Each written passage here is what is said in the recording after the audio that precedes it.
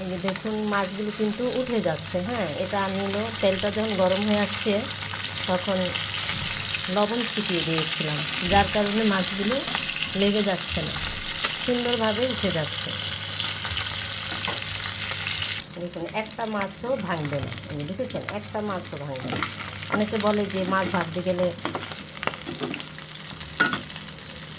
ভেঙে যায়, ভাঙবে না। এখন আমি সব মাছ ভেজে এটার মধ্যে আলু কেটে দিয়েছি, আলুর মধ্যে পানিটা দিয়ে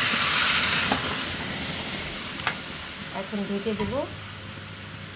এখন ঢেকে দেব। এখন রান্নাটা কমপ্লিট হয়ে গেছে। এরকম ভাজা ভাজা করে খেতে ভালোই লাগে। যেরকম এখন আপনারা এইভাবে ট্রাই করে দেখবেন, এটা খেতে কিন্তু খুবই টেস্ট। হ্যাঁ,